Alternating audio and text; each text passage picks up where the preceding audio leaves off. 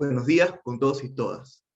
Le damos la bienvenida a la conferencia inaugural del 31º Coloquio de Estudiantes de Historia de la Pontificia Universidad Católica del Perú, titulada Pasado y Presente de la Cultura Escrita, Mutaciones Históricas, Desafíos del Presente, a cargo del doctor Roger Chartier.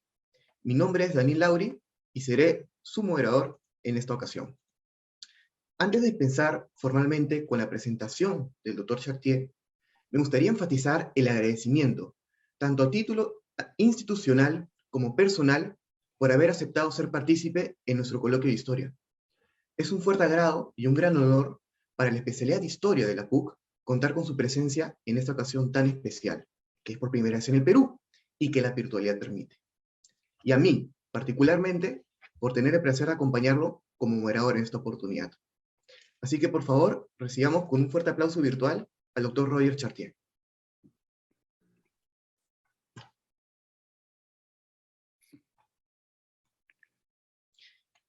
Acerca del doctor Roger Chartier. Roger Chartier estudió la secundaria en el Instituto Ampère de Lyon. Entre 1964 y 1969 estudió en la Escuela Normal Superior de Letras y Ciencias Humanas de Saint-Cloud y, paralelamente, se licenció en 1969 con la agregación de Historia en la Sorbona, Universidad de París. Un año después, en 1970, entró como profesor ayudante de Historia Moderna en la Universidad de París, y años más tarde se desempeñó como profesor y como profesor titular en la Escuela Superior de Estudios en Ciencias Sociales, de la cual fue su director de estudios desde la década de 1980 hasta el año 2006. Ese mismo año fue nombrado profesor del Colegio de Francia en la cátedra Cultura Escrita en la Europa Moderna. Roger Chartier es reconocido por pertenecer a la cuarta generación de la Escuela de los Anales y ser uno de los historiadores de la cultura más destacados a nivel mundial, específicamente en el campo de la historia del libro y de la lectura. Asimismo, a lo largo de su carrera, el Dr. Chartier ha ganado numerosos premios, como el Annual Award de la American Printing History Association en 1990 y 2 años más tarde el Gran Premio de Historia Prix Gobert de la Academia Francesa. Entre sus principales obras podemos destacar las siguientes: Libros, lecturas y lectores en la Edad Moderna, Espacio Público, Crítica y Desacralización en el siglo XVIII, los orígenes culturales de la Revolución Francesa, Las revoluciones de la cultura escrita y El presente del pasado, Escritura de la historia, Historia de lo escrito, entre otras destacadas obras. Habiendo presentado a nuestro invitado de hoy, pasaremos a continuación con el evento. A diferencia del resto de mesas que componen el coloquio, la que nos reúne en esta ocasión tendrá una dinámica distinta. Son los propios estudiantes de Historia de la PUC los que han preparado 6 preguntas que serán respondidas por el Dr. Chartier a lo largo de la presentación. Por otro lado, más adelante tendremos unos minutos para responder directamente las inquietudes o consultas del público asistente. Pero antes de empezar con las preguntas, quisiera saber, Dr. Chartier, si es que le gustaría compartir unas pequeñas palabras con el público asistente. Sí, por supuesto. En primer lugar, quisiera agradecer a los estudiantes de la Pontificia Universidad Católica de Perú por su invitación, y para mí es un placer compartir esta conversa con ustedes y también los colegas y autoridades académicas de la universidad que durante este día, gracias a la tecnología algunas veces frustrante del Zoom, pero también que tiene su provecho porque nos permite tener hoy en día finales de la mañana para ustedes, finales de la tarde para mí, esta conversa. Ok, muchas gracias.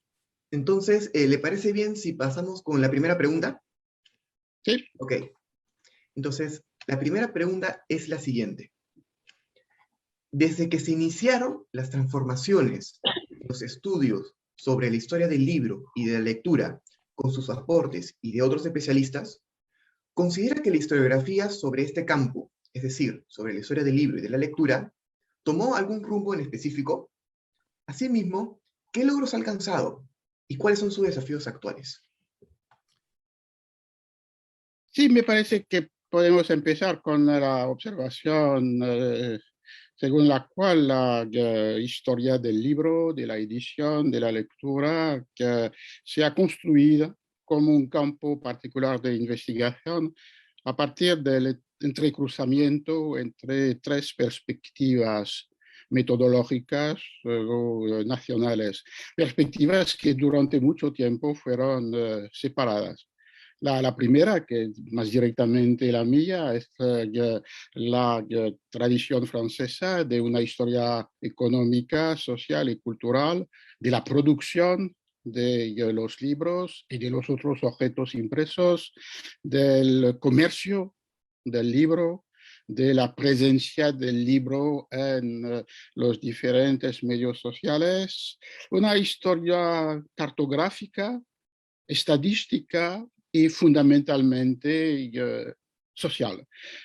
Ustedes saben que el libro fundador de esa perspectiva fue el libro de Lucien Febvre y Henri Jean Martin, que la aparición del libro publicado en 1958 y traducido muy rápidamente en castellano en 1962. Es un libro que estaba organizado con dos perspectivas. La primera, el libro como una mercancía y el libro como un fermento. Lo importante en esta perspectiva era que se hacía hincapié en el libro impreso, y en los textos preliminares de Lucien Febvre había casi una equivalencia entre libro y libro impreso. Una segunda tradición, que es una tradición anglosajona, que es una tradición desarrollada en Inglaterra, Estados Unidos, Nueva Zelanda, Australia, era la tradición de la bibliografía transformada a finales antes de la Segunda Guerra Mundial, en una bibliografía material, en una new bibliography. ¿De qué se trataba de establecer una descripción codificada de los objetos impresos, particularmente los libros, para reconocer, identificar el proceso de su publicación, para y reconstruir las prácticas de los talleres tipográficos y finalmente para imaginar, porque generalmente han desaparecido, los manuscritos que fueron utilizados en el taller tipográfico para la publicación de tal o tal libro.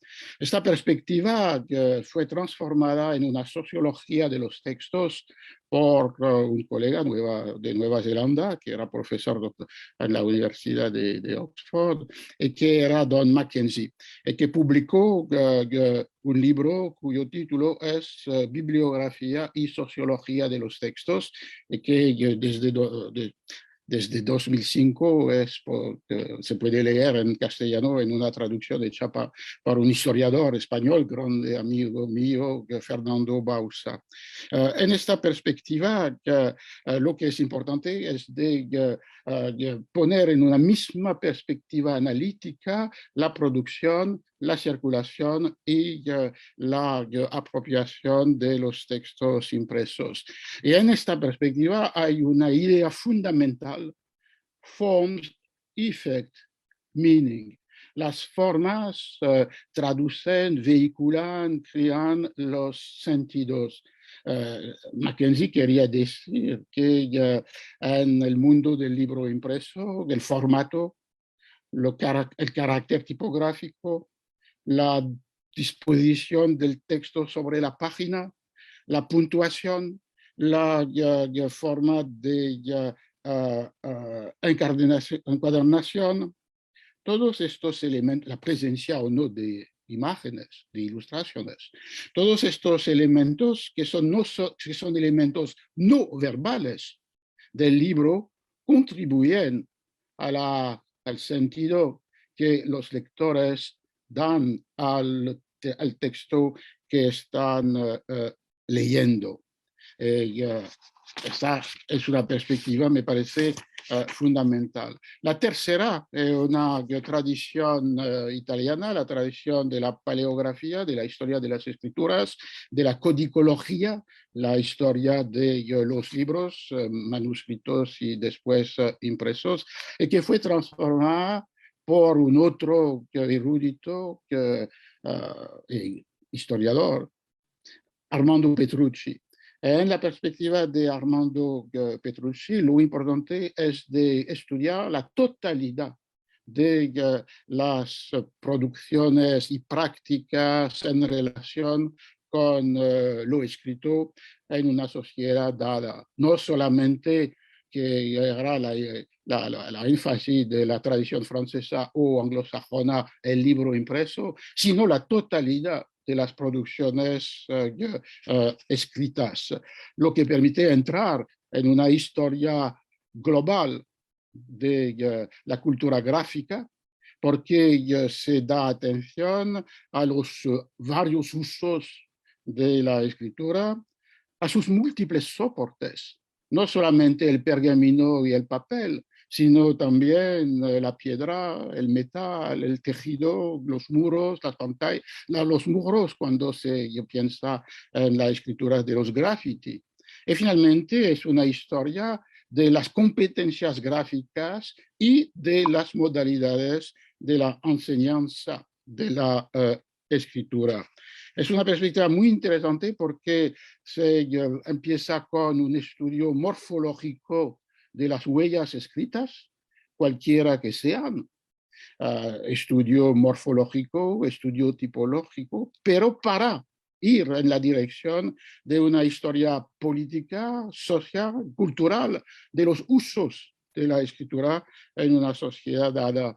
Para Petrucci hay una tensión fundamental entre el poder sobre la escritura, es decir, la descripción de la confiscación por los poderes religiosos, políticos, administrativos, sociales de la escritura, este monopolio que debe transformarse en un proceso de exclusión del mundo de la producción escrita por la mayoría de los miembros de una sociedad.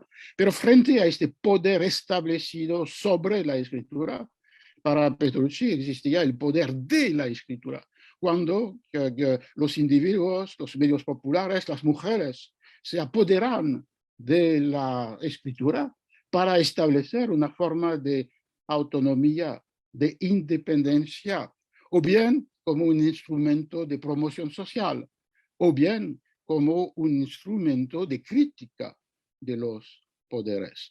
Ahora, me parece que ya este entrecruzamiento define la práctica y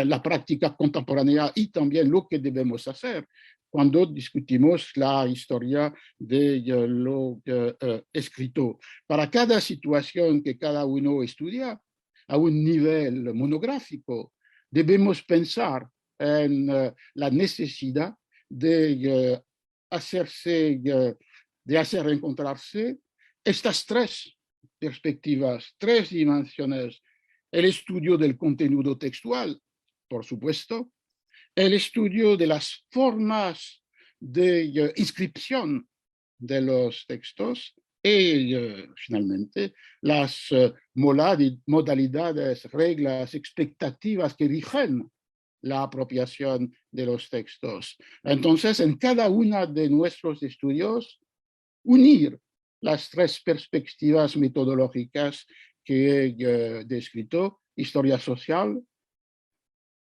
bibliografía material y historia global de la cultura gráfica. Ok, muchas gracias. Usted mencionó tres palabras muy interesantes en su respuesta. Habló de producción, circulación y apropiación. Entonces, en relación con estas tres palabras, viene la segunda pregunta, que es la siguiente. Tomando de ejemplo su libro, traducido al castellano, Espacio Público, Crítica y Desacralización en el siglo XVIII, en específico en su capítulo 4, cuando habla de los libros hacen revoluciones, haciendo referencia a la Revolución Francesa, la pregunta es la siguiente. ¿Cómo llegó usted a discernir el engranaje complejo de difusión de la lectura que vinculaba a autores, editores, encuadernadores, libreros, vendedores y finalmente a los lectores? Asimismo, ¿cómo llegó a problematizar esta supuesta relación lineal que se establecía entre los libros de la Ilustración para argumentar finalmente que la Revolución Francesa fue ocasionada o fue una consecuencia de la Ilustración? ¿Cómo es que llegó usted a problematizar esta aparente relación lineal que es mucho más compleja de lo que Sí. aparentemente daba, ¿no? Sí, gracias. Es una referencia a un libro ya un poco antiguo, porque ya fue pensado, publicado dentro del contexto del bicentenario de la Revolución Francesa, pero como usted dice, tiene también una dimensión, una proyección para estudios que no se dedican a los orígenes culturales o políticos de la Revolución Francesa. Pienso que empecé con una reflexión sobre las revoluciones, porque siempre me había llamado la atención una paradoja. Por un lado, las revoluciones, particularmente la francesa, pero no solamente, afirman que representan, que son una ruptura, una discontinuidad fundamental, radical, absoluta, y que son como un nacimiento, como un advenimiento, lo que implica que en el caso de la Revolución Francesa pues, se entra en un nuevo calendario, el año 1 de la Revolución y después de la República. Se implica también una voluntad de destrucción de las huellas del antiguo régimen, implica el proyecto de la construcción de un hombre nuevo que abarca también a las mujeres. Entonces hay en las revoluciones siempre esta afirmación de una ruptura radical. Y al mismo tiempo, y ahí es la paradoja, hay una voluntad de buscar los precursores, los profetas del evento.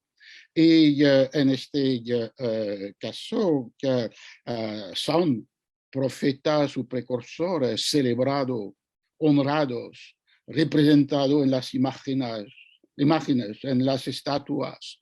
Y del caso de la Revolución Francesa había como una forma paroxística de esta honra otorgada a los precursores, que es el Panteón, en que entran los héroes que fueron los profetas o precursores de la revolución. Hay como una contradicción interna y en esta contradicción se puede ubicar el problema de la relación entre la ruptura radical y los textos que de una manera paradójica la han preparada, anunciada, construida.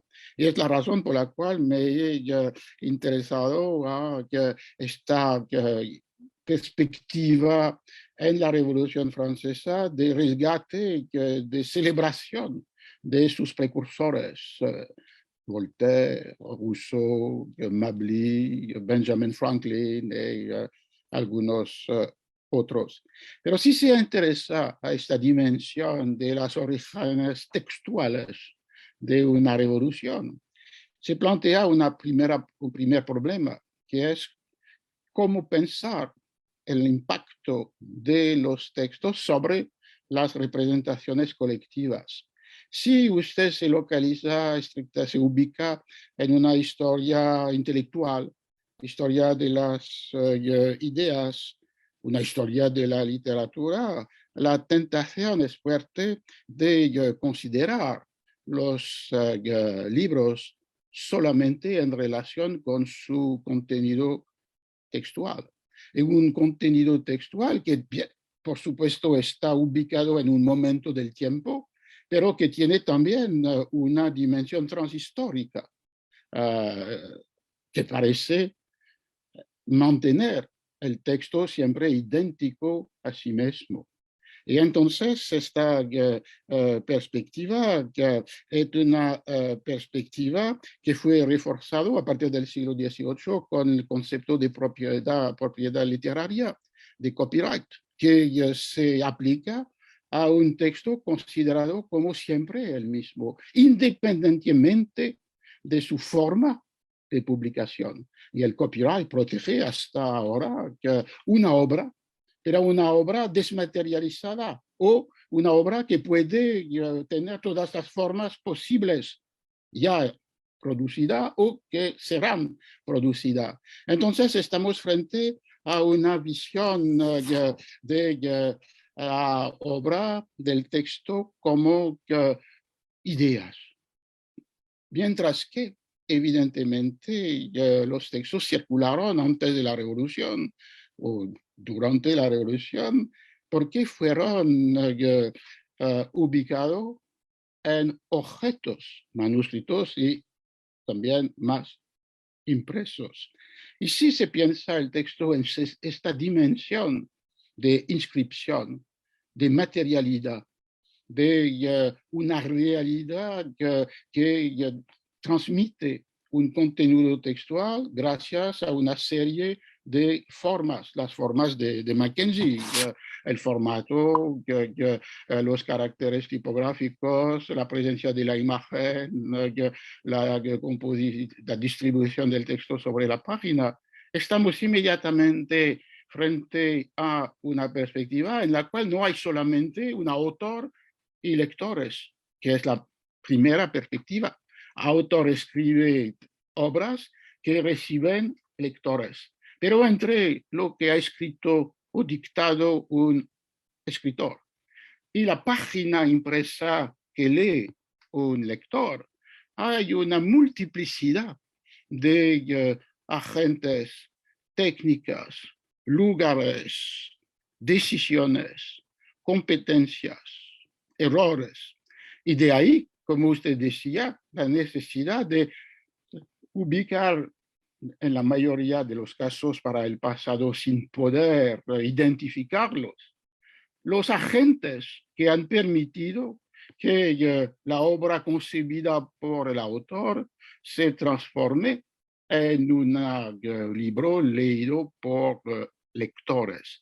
Y en el caso del mundo de la imprenta, estos agentes son múltiples, empezando con los copistas, que establecen una copia en limpio del texto del autor. Muy escasamente los libros fueron impresos a partir de un manuscrito autógrafo. Fueron establecidos, compuestos a partir de una copia de un escriba o de un copista profesional.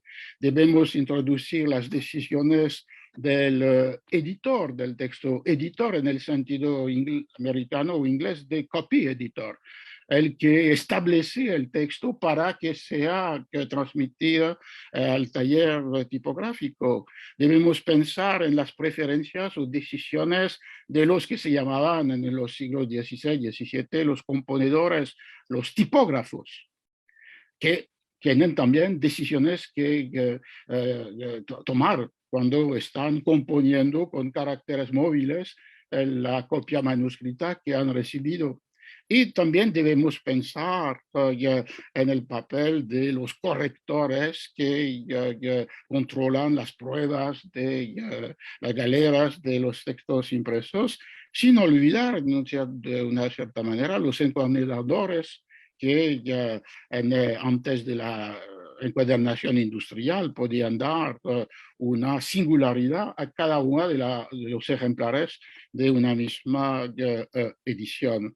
Me parece que la historia del libro o de la edición debe focalizarse sobre estas operaciones de mediación, de transformación, de transmisión entre lo que ha escrito un autor y el libro que lee un lector, que es finalmente el último actor en esta cadena de intervenciones. Para concluir esto, me parece que podemos pensar, porque lo debemos, en la doble realidad de un libro. Por un lado, hay una dimensión que un crítico shakespeariano, David Scott Castan, ha descrito como platónica. Esta idea que las obras son siempre las mismas. Madame Bovary, Don Quijote de la Mancha, tienen una existencia transhistórica y se pueden identificar, reconocer por cualquier lector. En este sentido, son desmaterializadas, como lo quería el neoplatonismo, la teoría de la propiedad literaria, o la crítica literaria o la historia de las ideas. Pero esta realidad desmaterializada de la obra platónica, siempre idéntica a sí misma, se confronta con la experiencia de la lectura. Lo que se ve es siempre un estado particular de esta obra en una forma material específica y según prácticas, expectativas, normas de lectura diferentes. Esta dimensión Castan la designaba como pragmática. Entonces, toda nuestra reflexión debe situarse en esta tensión, no para suprimirla, y para transformarla en un instrumento de conocimiento entre lo platónico, la obra siempre idéntica a sí misma, y lo pragmático, el texto que siempre apoderado por un lector particular en una forma específica.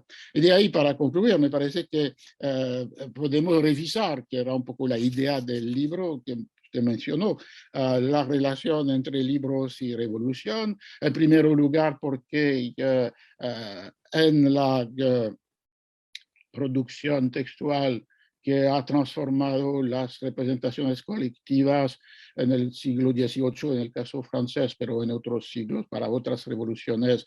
Los libros no son los únicos vehículos y tal vez no los más importantes. De ahí la importancia otorgada a los panfletos, libelos, periódicos. Segunda razón, la apropiación de los lectores se encuentra nunca totalmente dirigida y controlada por las intenciones del autor o del editor. Debemos introducir esta distancia entre lectura y contenido leído. Y finalmente, que era un poco la provocación de la pregunta que usted recordaba, los libros causan las revoluciones, la idea que tal vez las transformaciones de las representaciones colectivas no derivan necesariamente de lecturas. Pueden establecerse en el mundo de la oralidad, con las prácticas hechas sin pensar, con los gestos sin discursos. Entonces, era una manera tal vez de evitar un peligro que corren los historiadores trabajando con los textos y considerando tal vez que todas las transformaciones más radicales derivan, son producidas por los textos. Por parte es verdad, pero por otra parte debemos, a pesar de la dificultad, identificar las prácticas en discurso. Ok, muchas gracias. Entonces hay dos temas que podemos, digamos, rescatar de su última intervención y que también se vinculan con su labor historiográfica, que son las revoluciones y, digamos, los aspectos culturales de las revoluciones. Entonces, en ese sentido, la siguiente pregunta plantea lo siguiente. Respecto al ámbito cultural que motiva las revoluciones, usted señala, entre numerosos ejemplos, los factores culturales que propician rupturas radicales en favor del cambio para su análisis comparativo entre la Revolución Inglesa y la Revolución Francesa. En ese sentido, ¿de qué manera el historiador puede, entre comillas, leer o interpretar el tránsito de las ideas desde lo tradicional hacia lo, entre comillas, moderno, a partir de la conformación de las culturas escritas mediante la práctica de la escritura. Sí, me parece que es una forma de continuación de la pregunta previa de mi respuesta, que puede introducir una primera dimensión para seguir el camino abierto que, anteriormente, y que sería de pensar este tránsito de las ideas, como la pregunta decía. Es decir, finalmente, de plantear la cuestión de la relación entre la fijación, transmisión escrita y, por otro lado, que las modalidades, las formas de la oralidad, porque nunca debemos olvidar que en las sociedades del antiguo régimen, Inglaterra 17, Francia 18, que hay un porcentaje alto de analfabetos, y también hay un mundo de la comunicación oral que se vincula con las prácticas de lo cotidiano. Entonces debemos introducir en nuestra perspectiva esta reflexión sobre las relaciones entre oralidad y escritura o lo escrito.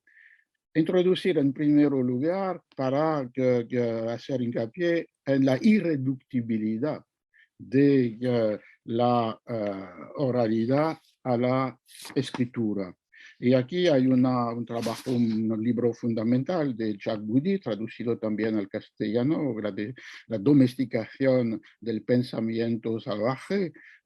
Goudy era un etnólogo, un antropólogo, y pensaba en la relación entre el discurso de los antropólogos y las prácticas de las poblaciones que describen los trabajos de antropología. Pero más allá de este campo particular, la reflexión de Goudy es muy importante porque nos obliga a pensar la diferencia introducida por lo escrito en las formas de la memorización, en la posibilidad de conservación de los discursos y finalmente de su crítica, uso, reempleo. Todo operaciones que son imposibles con la palabra viva, que puede no estar memorizada, que no se conserva, sino a través de una transmisión a un otro performance de la misma palabra y que no se pueden manejar, utilizar como lo es posible frente a un texto escrito.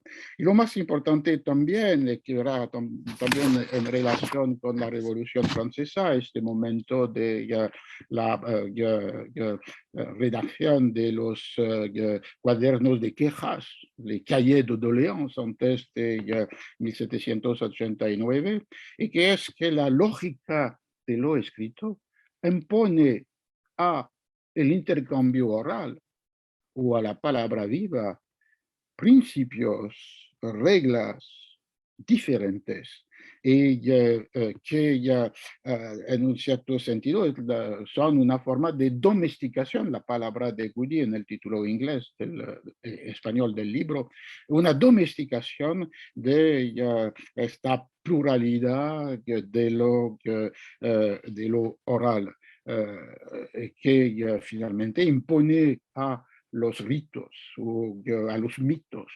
del mundo de la cultura oral, principios de organización que son extranjeros a esta cultura oral.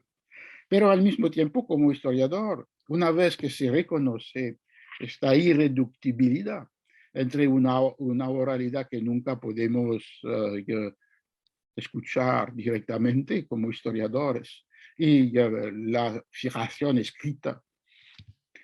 Debemos pensar en las relaciones que existen entre los dos mundos. Una primera relación es la relación de transmisión oral de las palabras escritas. Y esto nos conduce a otorgar importancia a las lecturas en voz alta, que eran muy frecuentes en el antiguo régimen, pero también en el 19, de otorgar importancia a los discursos políticos, la retórica política, a los sermones que se transmiten un texto totalmente o parcialmente redactado, escrito, o finalmente al teatro.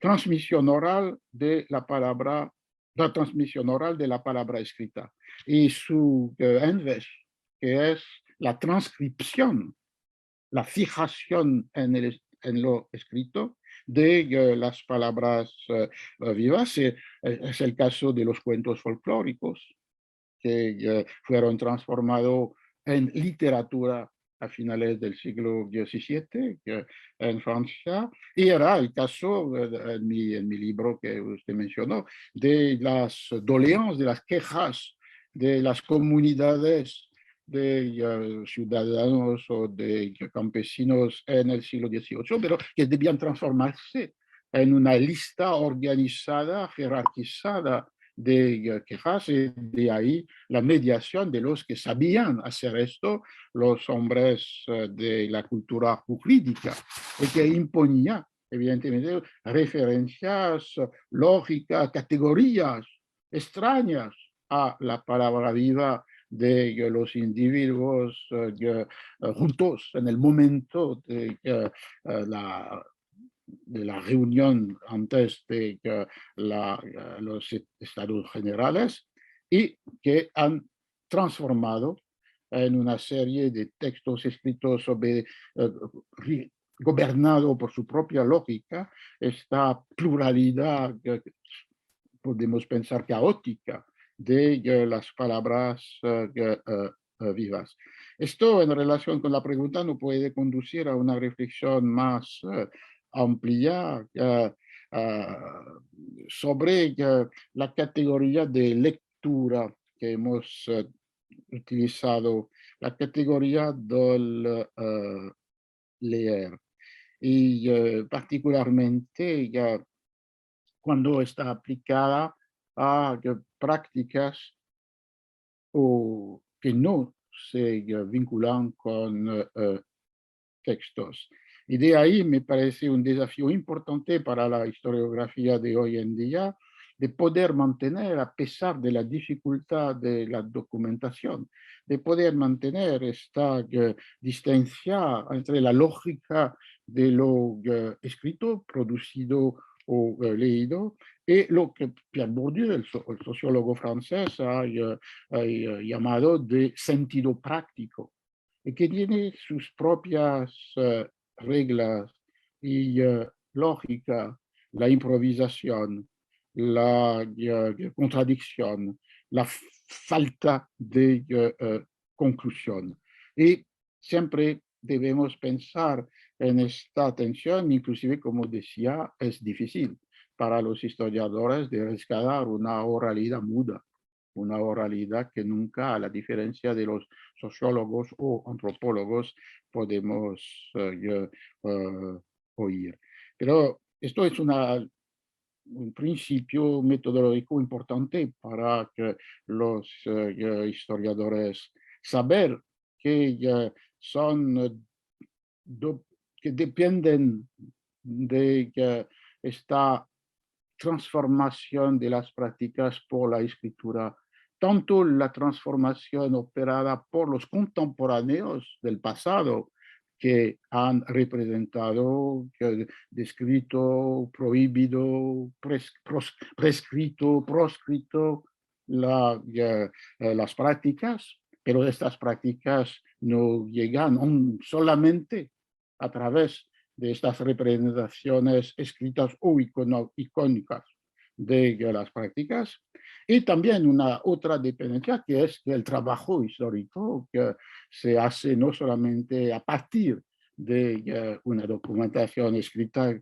que tiene esta distancia en relación con las prácticas, sino también que se termina por un nuevo texto escrito, que es el libro, el artículo, la tesis del historiador.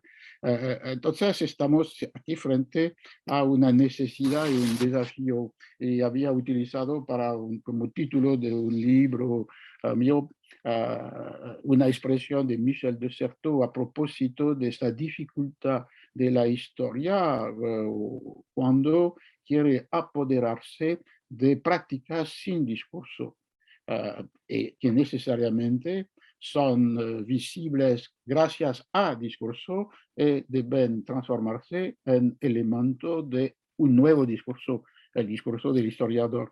Había dicho que el historiador se encontraba como si fuera al borde del acantilado. Evidentemente debemos evitar de aceptar esta situación difícil. Muchas gracias por su respuesta. Sin lugar a dudas, es una pregunta que invita a la reflexión, ¿no? Pero es una reflexión inscrita en el siglo XVII y en el siglo XVIII.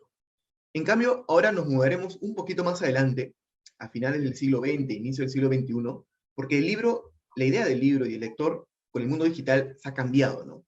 Entonces, la pregunta está enunciada de la siguiente forma. Si bien la lectura digital se ha abierto paso como una forma predilecta para el consumo de textos, incluso intentando replicar los rasgos físicos del libro en un aparato electrónico, la pregunta dice, ¿se puede afirmar que ha cambiado lo que podríamos entender como lectores? En el sentido de que uno de los rasgos más notables que dieron forma a la lectura moderna fue la creciente capacidad de apropiarse o ser dueños del material impreso. Sí, es una pregunta muy importante porque estamos en cada momento, inclusive este momento, frente a las pantallas de los aparatos electrónicos. Me parece que debemos empezar con una distinción entre las dos lógicas. La lógica que gobierna el mundo de lo impreso y la lógica que gobierna el mundo digital. La lógica que gobierna el mundo de lo impreso es una lógica espacial, topográfica, una lógica del viaje, de la peregrinación. Hay una famosa imagen de Michel de Certeau sobre el lector como un cazador furtivo y la lectura como cacería furtiva. Es decir, puedo estar una...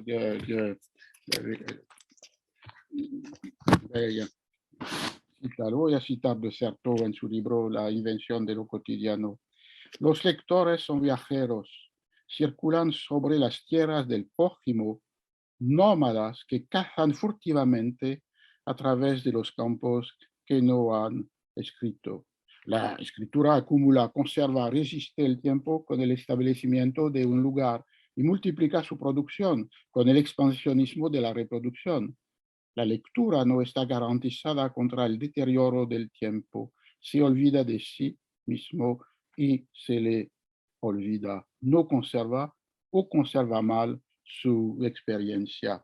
Entonces, una diferencia radical entre lo escribir y lo leer, el leer y el escribir, y al mismo tiempo la idea de una práctica de lectura que entra en el territorio del otro, y esta lógica es una lógica del descubrimiento, de lo inesperado, de lo sorprendente. A partir de esta lógica topográfica del viaje en la tierra del otro, el libro, el periódico, la revista, se puede pensar también que en esta lógica la construcción del sentido de cada texto depende implícitamente, inconscientemente, de su copresencia sobre un mismo soporte o en un mismo espacio. La, el sentido de cada elemento depende de su relación con los otros que son juntos, con juntados con este elemento.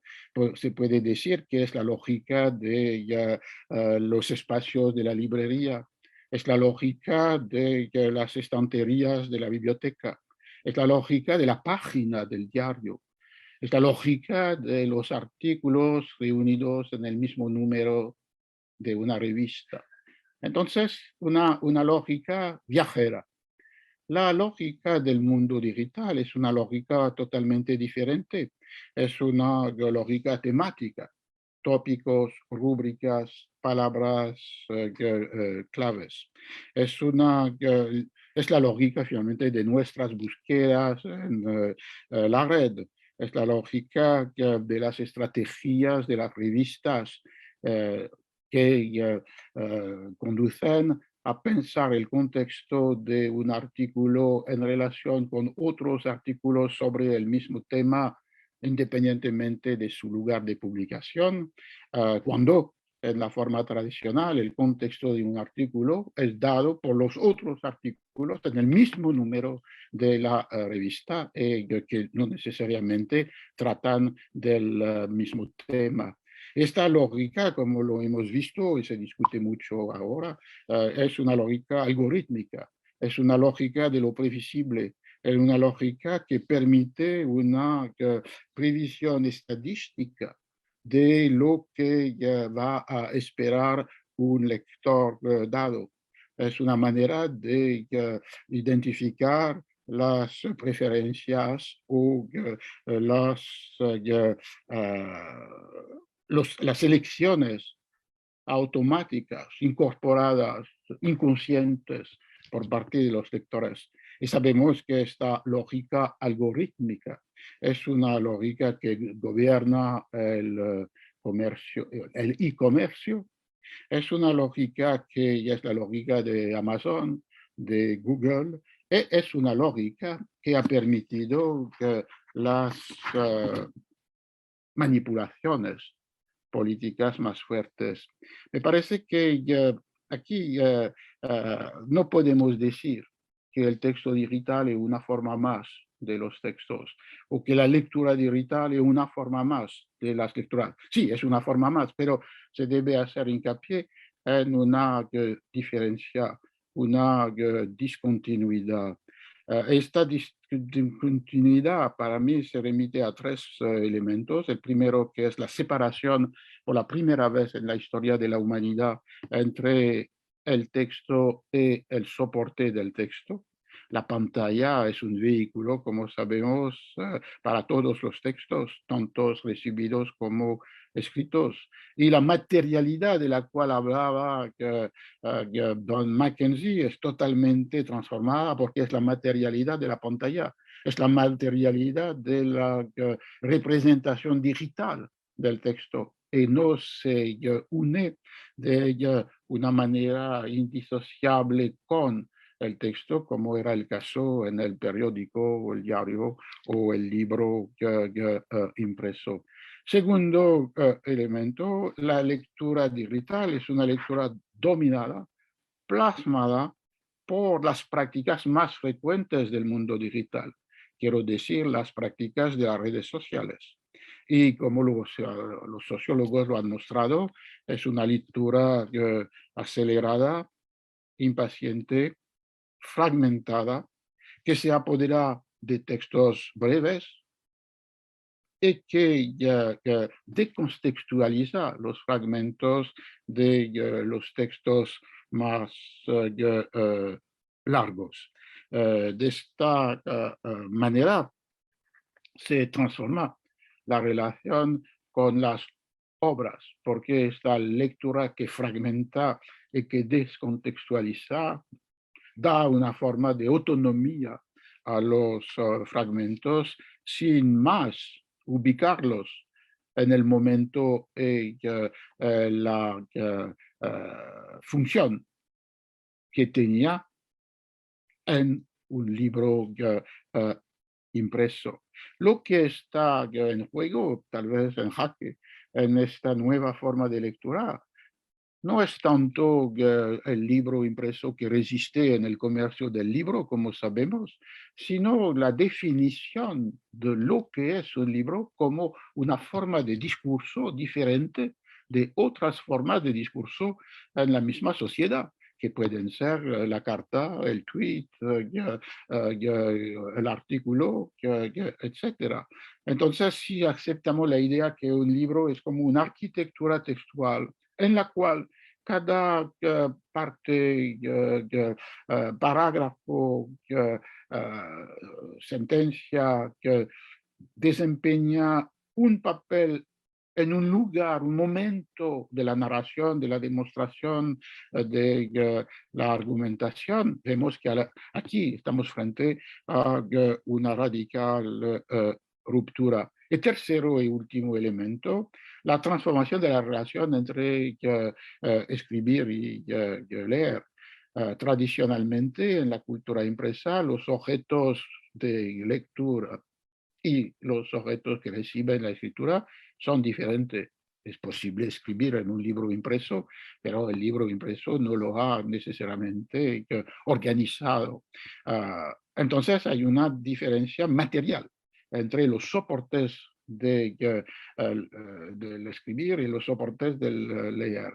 Cuando, como lo sabemos por experiencia, en cada momento frente a la pantalla, las dos prácticas se entrecruzan, se generan recíprocamente, lo que ha creado un nuevo concepto, en inglés, el concepto de readers, to write y to read en una sola palabra. No sé si se podría traducir como escrilector o algo de este tipo, pero sería una originalidad profunda en relación. Entonces, no debemos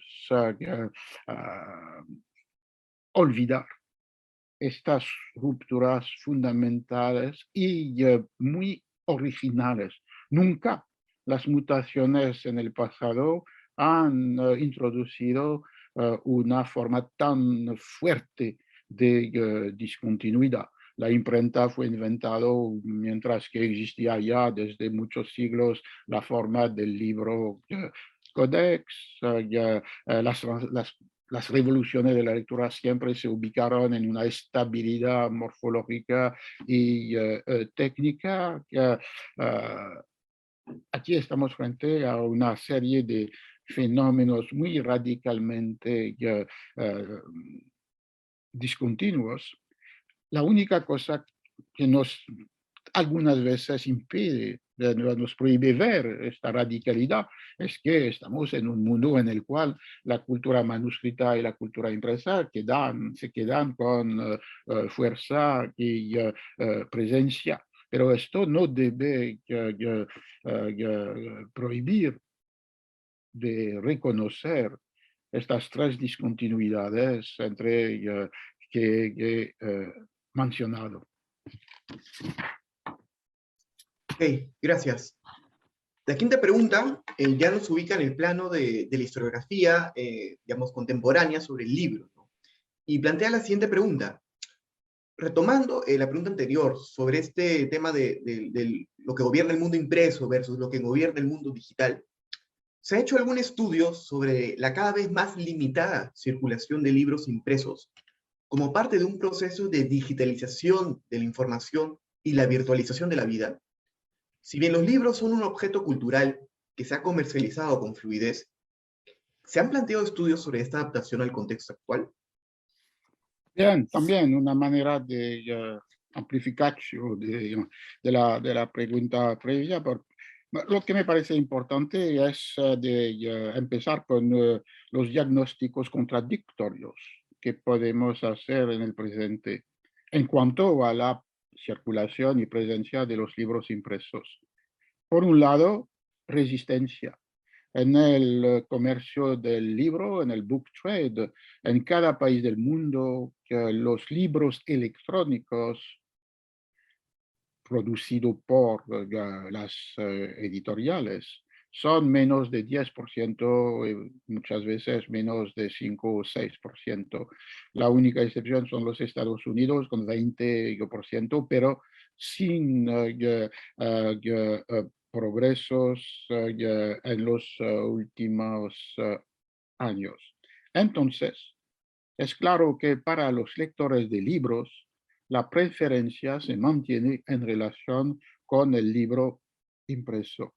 Y tal vez por la razón que ya mencioné, es decir, que el libro impreso permite una percepción de la obra en su totalidad, inclusive si el lector no quiere leer todas las páginas del libro. Pero la relación entre los dos sentidos de la palabra libro, libro como una modalidad de discurso, el libro como un objeto impreso, se encuentra ya vinculada en el libro impreso. Tal vez es la razón por la cual los lectores de libros mantienen su fidelidad en relación con el libro impreso. Pero decía contradicción, porque por otro lado lo que vemos en todos los países del mundo es un retroceso del porcentaje de los lectores de libros en la totalidad de la población. En el caso francés, entre las últimas décadas del siglo XX y hoy en día, 2018, hay una disminución de 11% del porcentaje de personas que en las encuestas sobre las prácticas culturales, y particularmente la pregunta, ¿usted ha leído por lo menos un libro en el año anterior? La respuesta se ha perdido 11% entre 1980 finales del siglo XX y hoy en día. ¿Y qué es la razón de este retroceso? Es la transformación de las prácticas de lectura de los más jóvenes. En la encuesta de 2018, para la gente nacida entre 1965 y 1974, y también para las generaciones anteriores, era más de 80% de gente que decía, sí, he leído por lo menos un libro en el año anterior. Cuando se focaliza la atención sobre los nacidos entre 1995 y 2004, el porcentaje cae a 58%. Evidentemente, la consecuencia es la disminución global del porcentaje. Lo que significa que en el mundo digital también es un mundo de lectura.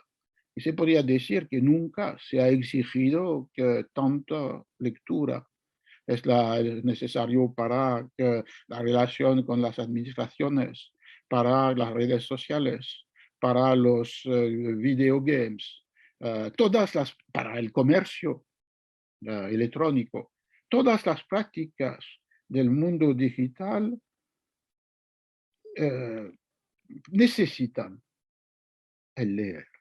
Entonces no es una disminución de la lectura, es una disminución de la lectura de los libros. Y el porcentaje de lectores de libros en la lectura casi universal implicada o impuesta por el mundo digital es una lectura que se aleja de la forma de discurso que es el libro. Como decía, es una lectura que se apodera de textos breves, fragmentados ya, o bien que fragmenta los textos que no son tan breves. Finalmente, ya una lectura efímera, que más que todas las otras, como decía de cierto, olvida y se olvida. Entonces tenemos una situación en la cual hay una grande diversidad de posibilidades o efectos contradictorios de la digitalización del mundo. Por un lado, los efectos que podríamos decir provechosos, interesantes, provocativos. Quiero decir, la invención de nuevas formas de discurso que se ajustan a las nuevas prácticas de lectura. Lo hemos visto en dos campos, un campo que es la literatura infantil o juvenil y el campo de la ficción narrativa, con la invención de obras multimedia móviles abiertas que suponen la presencia, las decisiones del lector dentro del proceso de la publicación misma. Es un sector minoritario, pero es un sector interesante porque aprovecha las nuevas posibilidades y se conforma o utiliza las expectativas que se vinculan con los nuevos modos de leer. Un efecto. Otros efectos, evidentemente, el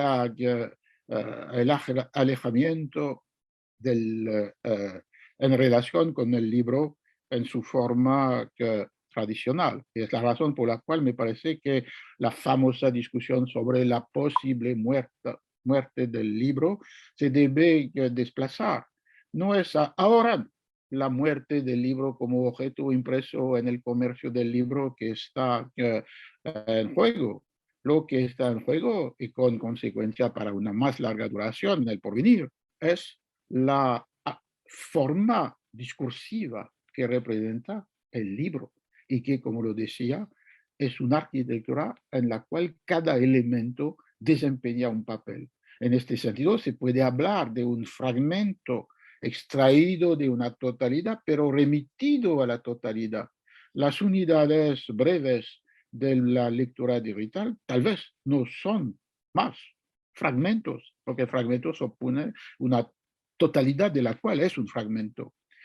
Entonces hay aquí un segundo efecto que sería nuestro interrogante en cuanto a la presencia, función, futuro de la forma libro como forma particular del discurso.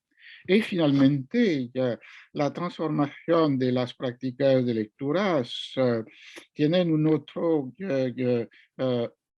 efecto, que es este efecto de la pérdida de una distancia crítica en relación con los enunciados. Tal vez lo podemos discutir un poco más en una otra pregunta, pero lo que acompaña el proceso de aceleración y el proceso de fragmentación es la pérdida de la distancia en relación con los enunciados. Y de ahí, evidentemente, ya un interrogante importante para el conocimiento y para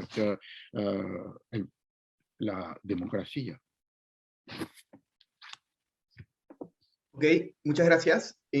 Antes de pasar a enunciar la sexta y última pregunta, quiero dejar en claro a la audiencia que pueden ir dejando sus consultas por escrito, que posteriormente van a ser leídas y respondidas por el doctor Chartier. Entonces, pasaremos a la sexta y última pregunta, que retoma un tema a la vez antiguo, pero a la vez moderno, ¿no? Que es el tema de las fake news, en el aspecto, digamos, antiguo, porque estas datan de hace mucho tiempo, y el tema moderno, que es la pandemia causada por el COVID-19. Entonces, la pregunta está enunciada de la siguiente forma. Frente a la irrupción en la comercialización local y global de bienes, como los libros, y una serie de acciones autoritarias generadas por los gobiernos durante los inicios de la pandemia, que restringieron el acceso a lo escrito y moldearon la opinión pública para enarbolar los esfuerzos por contener la crisis, cuando quizás estas medidas no estaban del todo respaldadas científicamente. Entonces, y en ese sentido, y a modo también de reflexión, ¿cómo entender el rol de la fake news dentro de la jerarquía de lo escrito en un creciente proceso por la posesión del conocimiento? Y como usted ha señalado, la falta de percepción de los lectores por distinguir la credibilidad de los discursos representados en la textualidad digital. Entonces retomamos esos dos temas, ¿no? Fake news, que Sí, usted ha trabajado en el siglo XVIII, pero ahora inscrito durante el contexto de la pandemia actual. bien. Bueno, podemos empezar con la distinción entre las dos temporalidades que son presentes en la pregunta. Una temporalidad que es la temporalidad de la pandemia, del evento, del tiempo, lo esperamos breve, y que se ha traducido por, como usted dice, la restricción del acceso posible a lo escrito impreso por el cierre de las librerías, el cierre de los archivos y el cierre de las librerías. La consecuencia fue ya, de multiplicar las prácticas digitales de lo escrito. Lo hemos visto con el aumento de las compras online, lo hemos visto con los lectores leyendo textos digitalizados, esta minoría de ediciones digitales o todos los textos disponibles en la red. Lo hemos visto también con los esfuerzos de promoción del libro digital por parte de algunas editoriales. La incertidumbre que resultaba de este tiempo breve, lo esperamos, era o es la vuelta a las prácticas anteriores al momento de la pandemia. Y hasta ahora lo que se podía ver es que en todos los países los lectores de libros quieren comprarlos en mayoría en las librerías. Y ya lo hemos visto que las librerías en todo el mundo han conocido al momento de la apertura de la posibilidad de abrir una presencia fuerte de los lectores. Pero de nuevo, es el tema que ya he discutido, la tensión que puede existir, la diferencia entre lectores de libros y lectores digitales. Pueden ser los mismos, pero como lo hemos visto en relación con las generaciones, pueden ser diferentes. Alors, un tiempo más largo es el tiempo de las mutaciones de las prácticas presentes en la pregunta. Uh, Porque evidentemente no es la pandemia que ha creado esta fuerte atracción por una parte de los lectores de la forma digital. La misma encuesta que ya mencioné sobre las prácticas culturales de los franceses, los últimos datos son de 2018, mostraba que 15% de los que habían respondido a esta encuesta ya vivía culturalmente en un mundo enteramente digital. Videogames, películas video, lecturas de textos electrónicos. No había otra práctica cultural que las que se hacen frente a la pantalla. Entonces, 15% son como profetas del porvenir o una minoría que va a quedarse como una minoría, no lo sé, pero es claro que hay transformaciones fuertes las, de las prácticas. Y la, la, la cuestión implicaba que la pregunta implica que en estas transformaciones hay un elemento que muda. Este elemento, como lo decía en la pregunta previa o la respuesta previa, que es la capacidad, la distancia, el juicio críticos frente a lo que se lee. Y lo que hemos visto efectivamente es un desplazamiento del criterio de la verdad o del criterio de la credibilidad. En el mundo de lo impreso, este criterio normalmente se vincula con comparación, búsqueda, información, evaluación. Entonces, el, el enunciado leído está sometido a una serie de operaciones intelectuales que intentan establecer su verdad, su relación con la realidad. En el mundo digital hemos visto que para muchos de los que lo usan, se desplazó este criterio de credibilidad desde el examen crítico del enunciado hasta la confianza en el vehículo que transmite los enunciados. En cierto sentido, las modalidades de la enunciación. Y la confianza se establece para identificar la verdad del enunciado en relación con su presencia en una red compartida, presencia que es suficiente para establecer la verdad, la credibilidad, la autoridad. Es lo que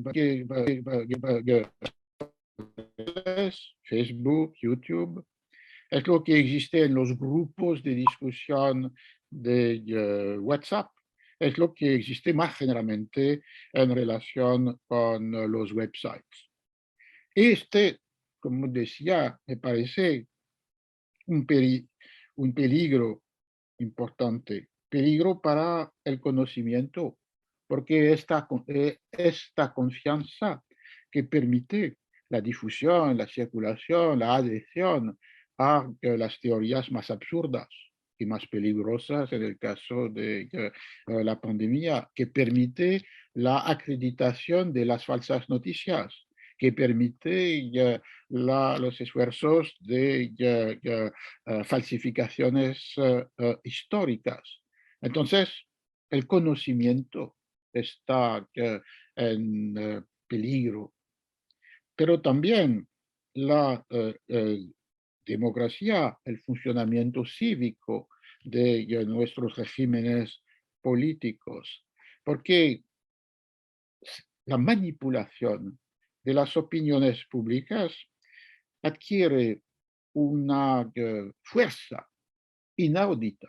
Y es la razón por la cual, evidentemente, había fake news en el siglo XVIII. Robert Danton ha muchas veces estudiado estas falsas noticias. Pero el siglo XVIII, la imprenta que circulaba las falsas noticias no tiene nada de comparable con la potencia, el poder de las redes sociales. Lo hemos visto, por ejemplo, en la elección del señor B en Brasil. No quiero llamarle con su nombre. Porque en este caso, la elección fue el resultado de un entrecruzamiento entre una producción masiva, casi industrial, de falsificaciones, de falsas noticias, el uso de los algoritmos para definir, identificar los blancos privilegiados para tal o tal de estas falsas noticias, y finalmente la credibilidad otorgada dentro de los grupos de discusión de WhatsApp. Y el resultado entre un proceso masivo de fabricación, una recepción crédula y una estrategia de baseada sobre los algoritmos que definen los blancos diferentes de tal o tal falsificación, ha producido esta manipulación masiva de la opinión pública. Alors, para concluir, y no necesariamente concluir antes de nuestro debate con una nota excesivamente sombría o pesimista, quiero que pienso que existen posibilidades de resistencia a esta mutación, a estas mutaciones. Algunas se vinculan con la defensa de las instituciones, de los lugares que protegen el juicio crítico frente a los enunciados. Por ejemplo, que la escuela, que las bibliotecas, las librerías, y entonces las políticas públicas que se movilizan para esta defensa y esperamos los ciudadanos que se movilizan para defender estas políticas públicas. Una perspectiva cívica. Una otra perspectiva me parece la perspectiva educativa, porque ya lo importante sería de transformar lo digital en una asignatura escolar, porque hay una ilusión de lo inmediato en lo digital. Se puede en pocos minutos utilizar un computador. Pero esto no significa que el lector, escritor, el reader frente a su pantalla está preparada para la discriminación entre la credibilidad de tal o tal información, para la jerarquía entre las fuentes de información. Y de esta manera se debe enseñar estos provechos y peligros del mundo digital y tal vez haciendo hincapié sobre los beneficios que representan la coexistencia entre tres modalidades de la cultura escrita, la, la escritura de mano, el mundo de los impresos y la comunicación digital. Y finalmente, esta responsabilidad cívica o pedagógica debe conducirnos a una responsabilidad individual. Y en varios textos recientes había definido esto como la conciencia de la necesaria resistencia a las facilidades del clic, es decir, de privilegiar siempre la librería frente a Amazon, la forma impresa frente a la forma digital, inclusive utilizando ambas para los periódicos o la lectura en las bibliotecas de los textos en las formas en las cuales los lectores del pasado lo han leído. Me parece que es una lección esencial para los historiadores si quieren estar en una relación con el pasado que no sea una relación del borrar, del olvidar, de la distancia. Evidentemente, muchas veces estamos leyendo, y yo también, frente a la pantalla, pero con la conciencia de que un momento u otro, en un estudio particular, debemos encontrar la historicidad de los documentos que utilizamos. Esta historicidad se vincula fuertemente con su forma material. Y esta forma material se puede encontrar en las bibliotecas, no en la pantalla del computador. En este sentido, tenemos herramientas para resistir a este peligro que decía mortal para conocimiento y democracia. Responsabilidad cívica, responsabilidad pedagógica y responsabilidad individual. Okay. Muchas gracias, doctor Chartier. Ha sido indudablemente una presentación bastante nutrida, bastante prolífica. Ha hablado desde el siglo XVII, ha tocado el tema del siglo XVIII, incluso ha contextualizado sus investigaciones en temas actuales, ¿no? hemos hablado de historiografía, de revoluciones, de fake news, de incluso de algoritmos, ¿no? Entonces ha sido realmente una presentación que la hemos, seguro que todos hemos gozado bastante. Entonces, si no hay ningún inconveniente, podemos ir a la ronda de preguntas del público. ¿Le parece si Sí, dedicamos unos 15 minutos a ello? perfecto, perfecto. Ok. Tenemos todo el... Entonces, tenemos acá una primera pregunta, una pregunta más bien de consulta, que es la siguiente. ¿Cómo hacer historiografía después de la pandemia? Es decir, ¿qué historiadores ya están incorporando nuevas herramientas digitales como videos, audios en los textos actualmente? ¿Usted conoce un poco acerca de ello? No sé si sería un ejemplo, una ilustración particular de una perspectiva más general. Me parece que el trabajo histórico fue posible durante la pandemia gracias efectivamente al uso de la reproducción digital de las fuentes, de los archivos, de los libros antiguos, de la bibliografía historiográfica. Y entonces aquí ya es la diferencia, me parece más fundamental entre la pandemia de hoy y todas las pandemias del pasado, la posibilidad, gracias a la comunicación digital, de mantener actividades, trabajo, comercio, correspondencia, investigación.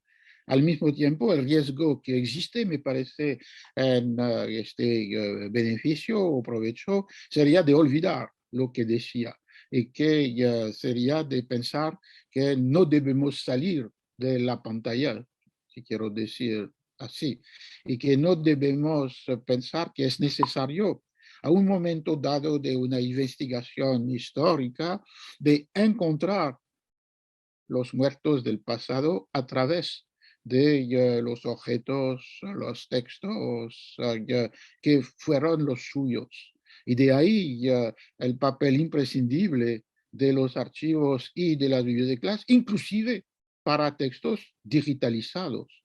Pero no, me parece que son diferentes operaciones mentales o historiográficas de empezar a utilizar, y particularmente cuando no se puede hacer otra cosa, los documentos que recibimos gracias a la digitalización y por otro lado es diferente de mantener una percepción que el pasado se materializa en los objetos que fueron producidos, circulados, leídos por los actores históricos de los cuales queremos reconstruir el pasado, las prácticas, las representaciones, las ideas, los sueños.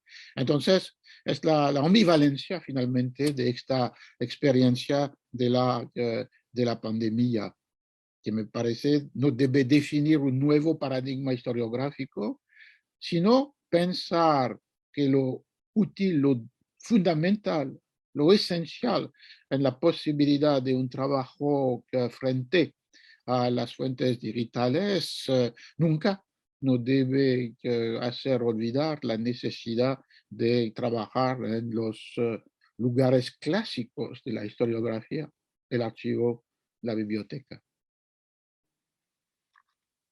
Ok, gracias. Mientras nos van llegando más preguntas, a mí se me ocurrió una, ¿no? Yo fui el que le formuló la pregunta acerca de si los libros causan revoluciones, ¿no? La segunda pregunta. Entonces yo quería, tomando como ejemplo las siguientes tres preguntas que ya nos ponen en un contexto del siglo XXI. Si bien el siglo de las revoluciones la podemos tratar en el XVIII, en el XIX, algunas en el XX, la siguiente pregunta es un poco contrafáctica. Entonces le quiero anunciar lo siguiente. Si es que surgiese algún movimiento social, alguna rebelión social, y quién sabe, alguna revolución social en un contexto del siglo XXI, ¿usted cómo discerniría cuáles serían, digamos, las herramientas que permitirían que estas revoluciones se den a cabo, ¿no? ¿Usted cree que el mundo digital actualmente, Internet, Twitter, los panfletos digitales que antes eran escritos y que ahora están en el mundo digital, podrían ser, digamos, una plataforma que alentaría las revoluciones en el contexto actual? ¿Serían los panfletos del siglo XXI un tweet? Esta la pregunta sobre la ambivalencia de esta nueva tecnología. Tal vez había hecho hincapié porque tengo esta inquietud o esta ansiedad frente a la difusión masiva de manipulaciones políticas que hacen de esta forma de comunicación el más poderoso aparato para difundir ilusiones, errores, eh, falsificaciones. Pero usted tiene razón, hay otra cara de este fenómeno. Y lo habíamos visto cuando, sin hablar de revolución, una forma de red cívica se había construido gracias a esta nueva forma de comunicación. Fue el caso en la primera elección del presidente Obama, por ejemplo, que ya fue la primera vez que había una utilización masiva para la conciencia cívica, la involucración política de los ciudadanos. Entonces, no se debe interpretar mi discurso como una denuncia que sea absurda e estúpida del mundo digital, sino finalmente como la ilustración de lo que decía Walter Benjamin en un famoso ensayo sobre la reproducción mecánica de las imágenes a través de la fotografía o del cine, y que era de pensar que no había un sentido intrínseco. El sentido dependía de lo que hacían los hombres y mujeres con esta tecnología, a la vez al nivel de sus propias prácticas cotidianas humildes y al nivel de un uso por parte de los poderes públicos.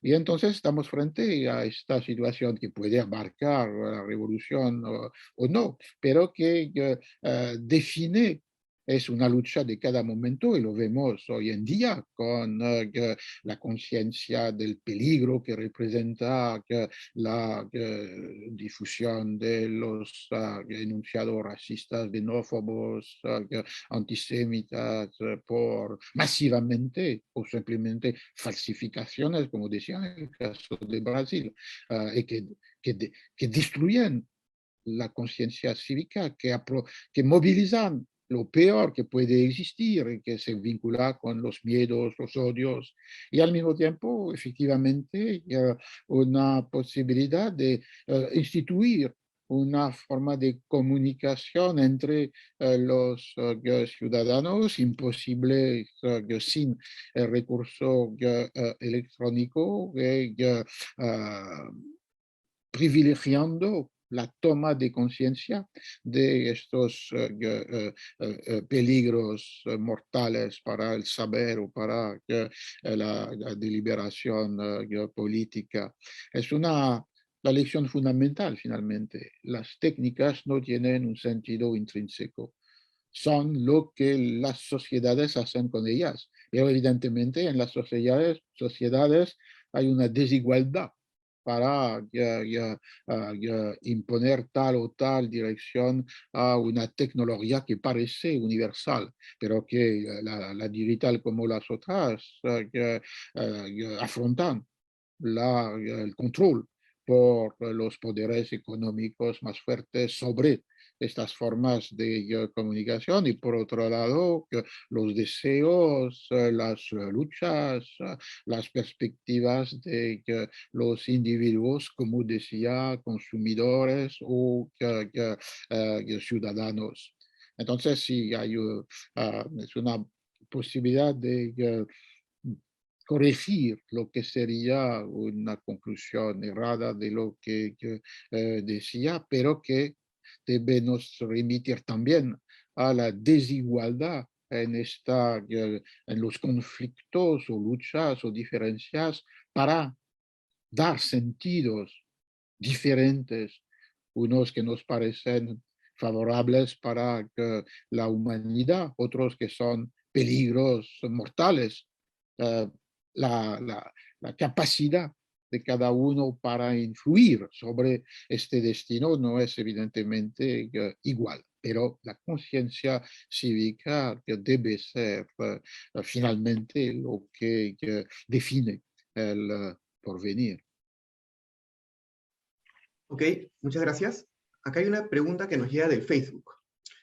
Viendo usted que su trasfondo hay bastantes libros, ¿no? Se podrían contar quizás 50, 60, 70 libros. Entonces, en relación con los libros que usted tiene atrás, le preguntan lo siguiente, ¿no? Si es que la digitalización de los textos es un paso de evolución de dejar el libro escrito. ¿Usted cree que esta transición del libro físico al libro digital es inevitable? Libro digital debemos establecer una serie de distinciones. Hay un sector muy marginal que son los libros que nacen digitales y que permiten, como lo decía, una nueva forma de construcción de producciones simbólicas. Pueden ser multimedia, pueden abrirse a la movilidad, pueden integrar el lector en el proceso mismo de desarrollo del texto. Entonces hay una primera definición de un libro digital. Un libro nacido como digital. No es más un libro porque es una producción multimedia, que es un hibridismo de lenguajes y de formas. Hay una segunda definición de los libros digitales, que son los libros que dan una forma digital a libros que son publicados en una forma impresa. Es el caso de las editoriales. Hoy en día, si usted firma un contrato de edición, las dos formas son previstas, impresas y digital.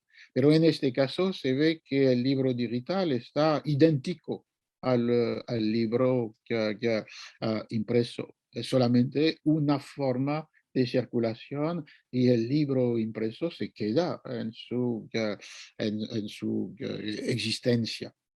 Hay una tercera forma de lo que es un libro digital, que es la digitalización de los libros impresos o manuscritos del pasado, que son las políticas tanto de las bibliotecas públicas, como se debería ser, o bien de empresas comerciales que se apoderan del proceso de digitalización y venden con muy altos precios las colecciones digitales, particularmente a las bibliotecas. Y aquí estamos en una situación un poco comparable a la segunda, es decir, que es una reproducción digital de un texto impreso que ya existe en las estanterías de las bibliotecas. Frente a esta situación, efectivamente, la segunda y la tercera plantean esta cuestión de una sustitución, porque si existe una edición digital de un libro impreso, ¿por qué no utilizarla y finalmente de olvidar la forma impresa? Como lo he dicho, vemos hoy en día, y no sé para cuánto tiempo, que los lectores de libros no hacen esta operación. Los lectores de libros masivamente compran la forma impresa, inclusive cuando existe una forma digital. El problema que decía es que ya en el porvenir la pregunta no es tanto sobre digital impreso, pero la lectura de libros en sí, cualquiera que sea su forma. Como historiadores estamos confrontados a la tercera, es decir, la digitalización de los textos impresos, de los libros impresos y otros objetos impresos que ya no son en el mercado, no se pueden comprar hoy en día porque son las colecciones de las bibliotecas. Y de ahí la tensión que mencionaba. Yo también estoy utilizando la reproducción digital para leer tal o tal texto del siglo XVI o XVIII. Pero al mismo tiempo es diferente hacer esto con la conciencia de que sí es posible podré o deberé encontrar el libro tal como fue leído, fue concebido, fue transmitido, es decir, ir donde está en la biblioteca, o olvidar esto y pensar que hay una equivalencia.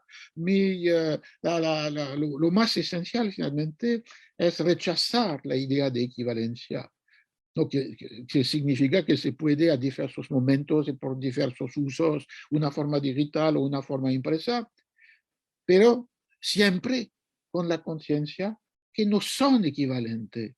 Y por toda la razón que hemos visto en esta conversa. Y el peligro es evidentemente de la ideología de la equivalencia, porque es un peligro si se piensa que ¿por qué mantener librerías si podemos comprar con Amazon? ¿Por qué mantener bibliotecas si podemos tener acceso a la reproducción digitales de las colecciones? ¿Por qué debemos comprar un periódico si podemos leer la forma digital? ¿Por qué debemos mantener aulas de enseñanza si se puede hacer una educación online? Y todo esto que me parece siempre una pérdida de la relación entre los individuos, una pérdida de la relación con el pasado y los seres humanos del pasado, está basada sobre la falsa idea de la equivalencia. Entonces, la respuesta sería que está, uh, no es para condenar los usos de lo digital, pero para pensar que si no hay equivalencia, nuestros esfuerzos como ciudadano, como consumidor, como historiador, debe ir en el sentido de mantener esta pluralidad de acceso a los, entre comillas, mismos textos en sus varias formas. Entonces, me parece que es lo que debemos siempre pensar, que no paraliza los usos de lo digital, pero que lo sitúa en su propia lógica, que puede ser muy provechosa y muy útil, pero que nunca es equivalente con las formas previas o contemporáneas de los mismos textos. Muchas gracias. Ahora iremos con la última pregunta. Nos saluda Álvaro Galvez, es una persona que vive en Cajamarca, una ciudad que tenemos acá en el Perú, famosa por el encuentro entre Atahualpa y Francisco Pizarro, ¿no? Y nos dice lo siguiente: hay zonas en el Perú tan alejadas y distantes como comunidades campesinas en Cajamarca que no hay vías de comunicación.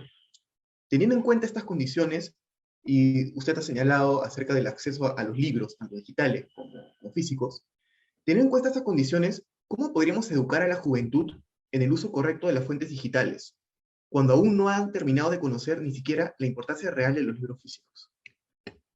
No, entiendo la pregunta. Que la idea es que, ya, como lo hemos visto, que hay inmensas posibilidades abiertas por el mundo digital y particularmente para los lugares en que no hay una biblioteca y no la distancia para ir en una librería o hay aún más en una biblioteca archivo es enorme. Entonces, en esas situaciones topográficas, geográficas, el recurso digital es absolutamente fundamental y permite de mantener, por ejemplo, la investigación.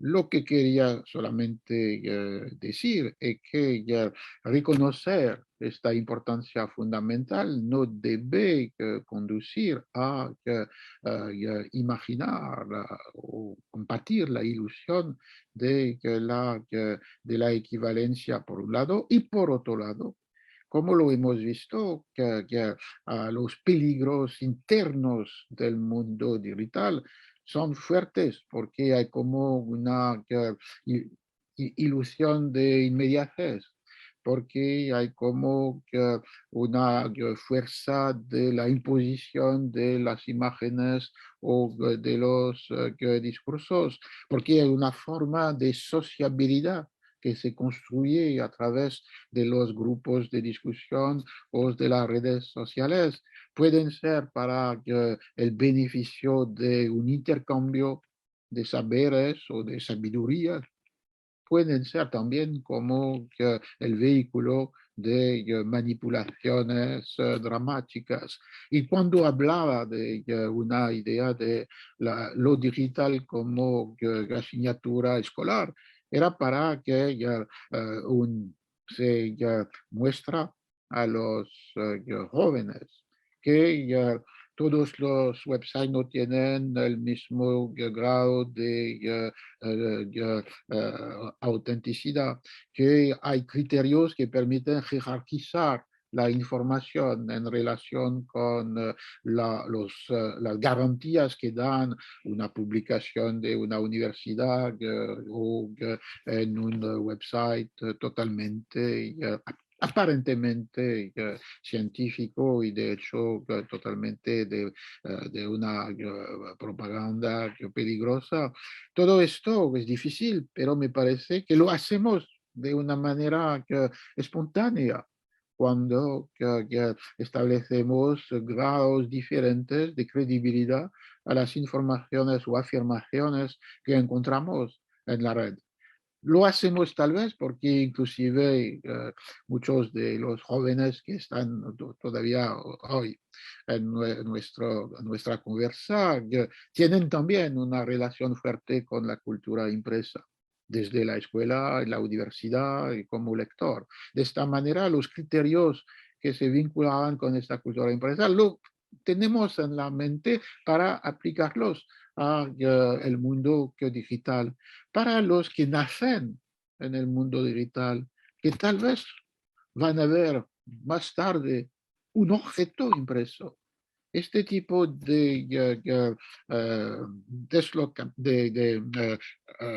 uso de los criterios de lo impreso frente a lo digital no existe.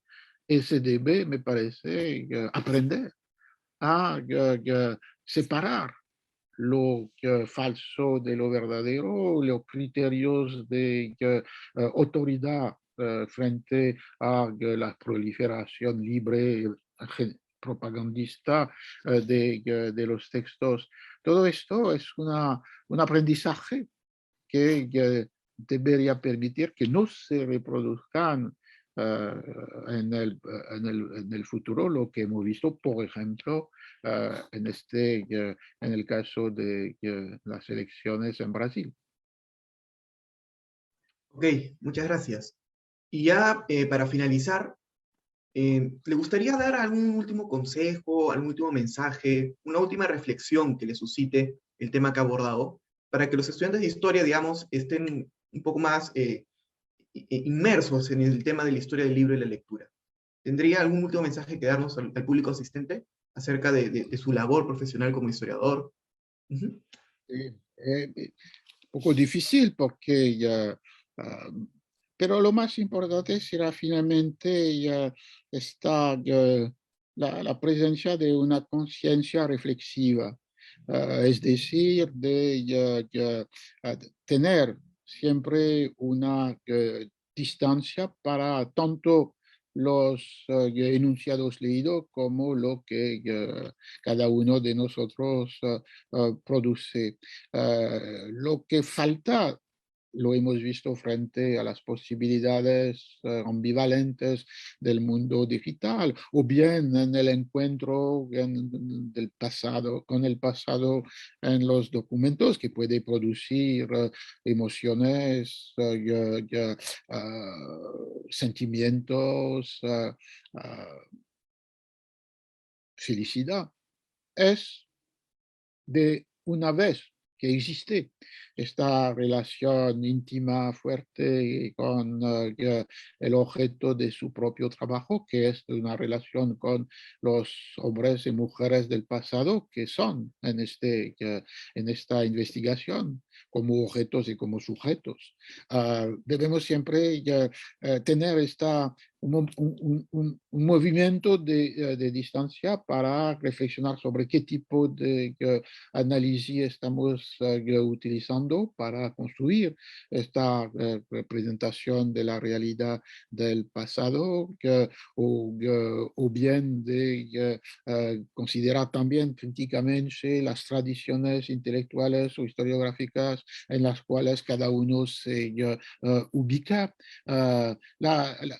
Esta dimensión reflexiva, que no debe ser una parálisis, y no transformarse en un discurso teórico alejado del objeto de investigación de ninguna manera, pero esta conciencia reflexiva, historiográfica, que es una herramienta para producir análisis, que es finalmente lo que hacemos como historiadores, contribuir a un progreso del conocimiento del pasado por un estudio localizado, monográfico, profundo, de una realidad histórica construida como tal por el historiador. Esta articulación entre una reflexión crítica y un trabajo empírico, con perspectivas, documentos, fuentes adecuadas para cada tema, cualquier tema, cada tema histórico que decidimos de estudiar, me parece la llave para producir una historia más consciente de sí misma, de las dificultades de la investigación, de las decisiones que se deben tomar para producir un instrumento de conocimiento, y al mismo tiempo de establecer para el historiador en primer lugar y para sus lectores en segundo lugar, este conocimiento adecuado, verdadero del pasado. Es una manera también de resistencia contra todas las falsificaciones históricas que acompañan las manipulaciones políticas que evocaba. Ok. Estimada audiencia, con esto hemos concluido con la conferencia inaugural Pasado y Presente de la Cultura Escrita, Mutaciones Históricas, Desafíos del Presente. Asimismo, le reiteramos el agradecimiento desde la comisión organizadora del coloquio, por parte de Mariana Reyes, Vasco Chaparro, la profesora encargada Claudia Rosas y nuestro decano José de la Puente Brunque. Muchas gracias, doctor Chartier, por haber sido partícipe de nuestro 31º coloquio de estudiantes de historia. Ha sido realmente un honor. Y Muchas bueno, gracias. y como tal, los invitamos al resto de la audiencia para que asistan más tarde a nuestra primera mesa de estudiantes del coloquio acerca de historia urbana. Entonces, sin nada más que agregar por el momento, muchas gracias, doctor Chartier. Esperemos que nos podamos ver en el futuro de manera presencial con los estudiantes de historia. Un fuerte aplauso virtual, por favor. Lo espero también. Fue un placer compartir este momento con ustedes. Muchas gracias. Muchas gracias a usted.